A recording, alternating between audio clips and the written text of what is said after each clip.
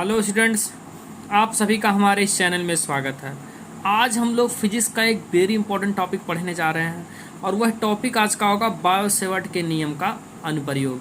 जैसा कि हम लोग इससे पिछले वाले पार्ट में देखे थे बायो-सेवर्ट का नियम क्या होता है, तो आज हम देखेंगे इसका अनुप्रयोग। तो नंबर एक पहला है, परिमित लंबाई की ऋजुरेखीय धारावाही चालक के कारण चुंबकीय क्षेत्र।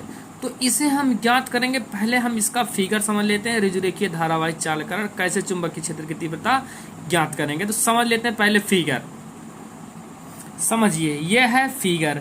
अब इसमें हम मान लेते हैं ये जो सी और डी है, ठीक है, यह क्या है, एक ऋजुरेखीय धारावाही चालक है जिसमें स्मॉल आई की धारा प्रवाहित हो रही है तथा चालक के समीप, जैसे ये चालक है सी और डी, चालक के समीप देखिए एक बिंदु मैंने यहाँ पर मान लिया पी, जहां पर हमें चुंबकीय क्षेत्र की तीव्रता ज्ञात करनी है। ठीक है ना। अब देखिए बिंदु P पर हमने क्या किया, बिंदु P पर एक लंब P और Q खींच दिया। क्या, एक लंब P और Q खींच दिया, मतलब एक लंब हो गया P और Q। ठीक है। अब मान लेते हैं P और Q की दूरी क्या है, स्मॉल r है। ठीक है। और चालक पर हमने एक लघु अवयव ले लिया। देखो E और F जो है लघु अवयव डेल यल, मतलब इसकी लंबाई हमने लिखी, एक छोटा सा अवयव इसका ले लिया ई और यफ। और देखिए ई और पी के बीच की दूरी कितना हो जाएगी, स्मॉल यक्स हो जाएगी, मतलब बिंदु पी से दूरी स्मॉल यक्स है। और जिसका डेल यल क्या हो जाएगी, चालक खंड की लंबाई हो जाएगी। अब इसी बिंदु पी पर हम लोग क्या करेंगे, इसी डेल यल के कारण बिंदु पी पर चुंबकीय क्षेत्र की तीव्रता ज्ञात करेंगे। ठीक है, जो बायो-सेवर्ट के नियम से लगाएंगे। तो अब हम हिंदी समझ लेते हैं इसी का। देखिए, माना एक ऋजुरेखीय चालक में धारा स्मॉल आई है तथा चालक के समीप बिंदु P पर चुंबकीय क्षेत्र ज्ञात करना है। बिंदु P से चालक पर लंब PQ है। माना PQ बराबर स्मॉल r तथा चालक का एक लघु अवयव EF है जिसकी बिंदु P से दूरी स्मॉल x तथा चालक खंड डेल यल है उसकी लंबाई। ठीक है।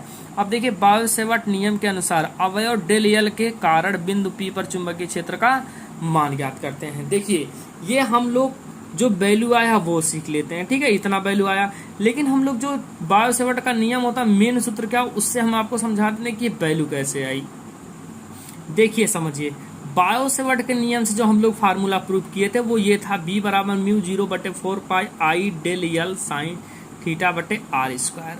देखिए यहाँ पर हम लोगों को एक लघु अवयव निकालना है, छोटा सा कण निकालना है, तो हमने यहाँ डेल बी ले लिया।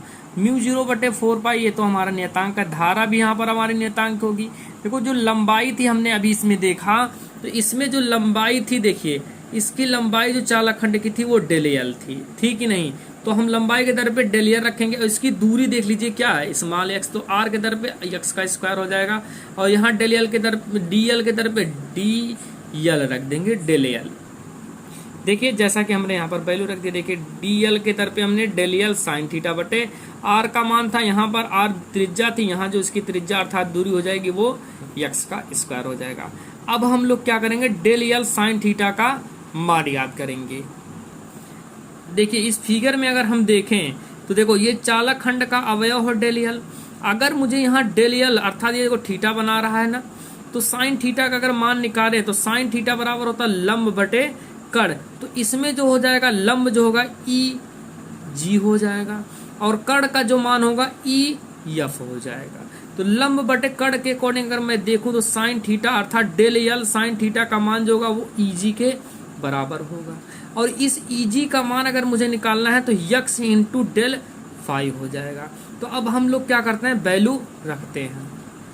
देखिए यहाँ डेल यल साइन थीटा का मान आ गया ई जी और इसका मान हमने क्या बताया था, यक्स डेल फाइव।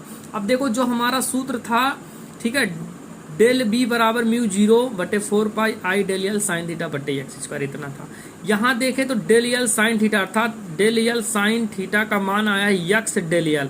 अगर हम ये वैल्यू इसके दर पे रखें तो ध्यान से देखो, एक यक्स से एक यक्स कट जाएगा कि नहीं, हमारा वैल्यू आ जाएगा डेल बी बराबर म्यू 0/4 पाई आई। इसके दर पे देखो एक यक्स से एक यक्स काट देगा तो यहाँ बचेगा डेल फाइव, सिर्फ और बटे क्या बच जाएगा, यक्स। इसे हमने समीकरण एक मान लिया। अब हम यहाँ से क्या करेंगे, इस यक्स का मान ज्ञात करेंगे और यक्स का मान ज्ञात करेंगे तो फिगर की आवश्यकता पड़ेगी। देखिए समझिए, इस यक्स का मान हमें ज्ञात करना है। तो देखिए यहाँ पर हमारा जो कोण बना रहा है वो बना रहा है फाई। अब ये फाई का मान अगर हमें ज्ञात करना है तो ये बनेगा 90 अंश का एंगल, जो कि सामने की भुजा कड़ हो जाएगी, और जिस पर बना ये आधार हो जाएगा, और ये थीटा है। देखिए समझिए, हमें इस यक्स का मान निकालना है। देखिए ये 90 अंश का कोण होगा, और 90 अंश के सामने की भुजा ये कहलाएगी कड़ कहलाएगी, ठीक है। और देखिए ये थीटा बनाना, थीटा के सामने की भुजा ये क्या कहलाएगी, लंब कहलाएगी, और ये क्या कहलाएगा, आधार कहलाएगा। अब देखिए हमें किसका किसका मान पता है, एक कड़ का मान पता है, एक आधार का मान पता है, और हम फार्मूला जानते हैं आधार बटे कड़ काश थीटा होता है। तो इसका मतलब अगर काश थीटा का मान निकालना हो तो आधार का मान हो जाएगा आर, और कड़ का मान हो जाएगा यक्स। इसका मतलब काश थीटा का मान आ गया आर बटे यक्स। तो अब हम लोग यहाँ से क्या करते हैं, इसका वैल्यू निकाल लेते हैं, इसे देख लेते हैं। देखो हमें यहाँ पर काश थीटा बराबर मिल गया आर बट्टे यक्स, हो गया ना। और इसे यक्स का मान निकालना था तो यक्स इधर आएगा तो ये काश थीटा आके बटे हो जाएगा। देखिए आर बट्टे कितना आ गया, काश थीटा। अब ये जो यक्स है समीकरण एक में, इसी यक्स का मान आर बट्टे यक्स समीकरण एक में रखने पर, ठीक है। तो देखिए यहाँ पर डेल बी म्यू 0 बटे 4 पाई आई डेल फाई बटे, और देखिए यक्स का मान अगर हम लोग ये है यक्स का, देखिए आर बटे कॉस थीटा, ये देखो हमने वैल्यू रख दिया आर बटे कॉस थीटा। इस कास का गुणा ऊपर हो जाएगा, देखो आ जाएगा del B equal to mu 0 बटे 4 pi I cos phi del phi बटे कितना आ जाएगा, आर हो जाएगा। अब ये जो यहाँ पर है कास फाई और डेल फाई, इसको हम लोग अलग कर देते हैं, क्योंकि अब हम लोग क्या करेंगे, इस फिगर में देखें रेजुरेखीय चालक, तो अब हम एक टोटल का मान निकालेंगे चुंबकीय क्षेत्र का, ठीक है। तो देखिए अब देखिए, तब देखिए संपूर्ण चालक CD के कारण बिंदु P पर चुंबकीय क्षेत्र, मतलब हमको टोटल इसका C और D जो है चुंबकीय क्षेत्र, मतलब धारावाही चालक जो है रेजुरेखीय का, अब ये संपूर्ण का निकालेंगे, ठीक है। तो इसे हम निकाल लेते हैं। देखो तो ये हो जाएगा। अब देखिए अगर इसमें टोटल निकालना हो तो जितना है वैल्यू सबका हम लोग क्या कर देंगे, समाकलन कर देंगे। देखिए कहाँ से कहाँ तक, ये देखो यहाँ पर नीचे देखें तो फाई 1 है, ऊपर देखें तो फाई 2 है, नीचे आएंगे तो माइनस हो जाएगा, ऊपर प्लस हो जाएगा। देखो हमने b बराबर निकाल लिया, ये समाकलन का चिन्ह है, फाई 1 से लेकर फाई 2 तक, और ये हमने लिख दिया डेल बी, और डेल बी का मान हमने यहाँ निकाला है, देखिए वैल्यू रख दी यहाँ पर, रख दिया ना। अब ये देखो म्यू 0 बटे 4 पाई आई बटे आर, ये सब नियतांक ऐसे हम बाहर कर लेते हैं, इसे ज्यों करते हुए लिखेंगे कास फाई डेल फाई। देखिए अगर मैं आपको छोटा सूत्र बनाऊं, कास थीटा डी थीटा, इसका समाकलन करें तो ये होता है साइन थीटा। यहाँ पर देखिए कास फाई डेल फाई है, तो यहाँ कास का करेंगे तो ये साइन फाई हो जाएगा, और लिमिट यहाँ हमारा वही रहेगा फाई 1 से लेकर फाई 2 तक। अब हम क्या करेंगे, इसी फाई का मान एकदम फाई 2 रखेंगे, एक बार फाई 1 रखेंगे, माइनस में तो रख देते हैं। देखिए इसका एक बार वैल्यू रख दिए, देखो साइन फाई 2 और माइनस हो गया, दूसरी बार इसका मान रखेंगे साइन माइनस फाई 1।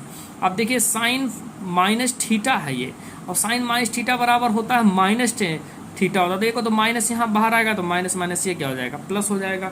अब इसे हम क्या करेंगे, ऐसे भी लिख सकते हैं। देखिए b इक्वल टू म्यू 0 बटे 4 पाई आई बटे आर, और ये प्लस में है, चाहे जो पहले लिख सकते हैं साइन फाई 1 और प्लस साइन फाई 2, ये हो गया हमारा इसका आंसर, ठीक है। यही आता है रेजुरेखीय धारावाही चालक चुंबकीय क्षेत्र। तो इतना तो हमारा आ गया वैल्यू। अब इसमें हम क्या करेंगे, कुछ विशेष स्थितियां निकालेंगे, ठीक है। तो सब लोग समझ लेते हैं वो भी। देखिए विशेष स्थितियां, नंबर 1 अनंत लंबाई के धारावाही चालक के लिए। अब अनंत लंबाई का निकालेंगे तो जो फाई 1 फाई 2 होता है वो 90 अंश का कोण बनाता है, ठीक है। तो देखो हमने थीटा पे सिर्फ वैल्यू रखना है, फाई 1 फाई 2 का मान 90 90 हमने इस वैल्यू में रख दिया। देखो साइन 90 का मान ये भी एक होता है, साइन 90 का मान ये भी, तो एक एक कितना हो जाएगा, 2 हो जाएगा, 2 का गुणा कर दिया तो म्यू 0 बटे 4 पाई 2 आई बटे आर हो जाएगा। देखिए ये अनंत लंबाई पर धारावाही चालक पर चुंबकीय क्षेत्र इतना आता है, ठीक है, ये फार्मूला। अब देखिए यदि बिंदु P चालक के एक सिरे, ठीक है, मान लेते हैं कोई बिंदु D है, के समीप हो, जो लास्ट वाला पॉइंट था, ठीक है ना। तो देखिए अब तब दूरी, ठीक है, समीप से स्मॉल r दूरी पर होता, जो फाई 1 का मान होगा पाई बाई 2 अर्थात 90 अंश होगा, और फाई 2 का मान कितना हो जाएगा, 0 हो जाएगा, ठीक है। तो फाई 1 का मान देखो 0 रख दिए यहाँ पर फाई 2 होता है तो फाई 2 का मान 0 और साइन फाई 1 का मान पाई बटे 2 हमने रख दिया। और साइन 0 का मान 0 होता है, साइन 90 का मान अर्थात π/2 का मान 1 होता है। 1 का गुणा करेंगे यही आएगा। अब इसका मात्रक जो होता है न्यूटन प्रति एम्पियर मीटर होता है। अगर मैं इसे अनंत लंबाई के लिए देखूं, जैसा कि पहला वाला देखे हैं अनंत लंबाई के लिए, तो इससे अगर हम तुलना करें तो यहाँ पर अगर हम देखें तो 2I/r आया है। यहाँ पर देखें μ0/4πI/r, तो इतने का मान निकालेंगे तो ये अनंत लंबाई का जो हो जाएगा 1/2 b इनफाइनाइट लिख लिया, इसी का आधा हो जाएगा। ठीक है, ये तो थी हमारी विशेष स्थितियाँ इसकी। इसी प्रकार का वीडियो पाने के लिए आप लोग हमारे चैनल को लाइक, सब्सक्राइब और शेयर करना ना भूलें। वीडियो देखने के लिए धन्यवाद। जय हिंद।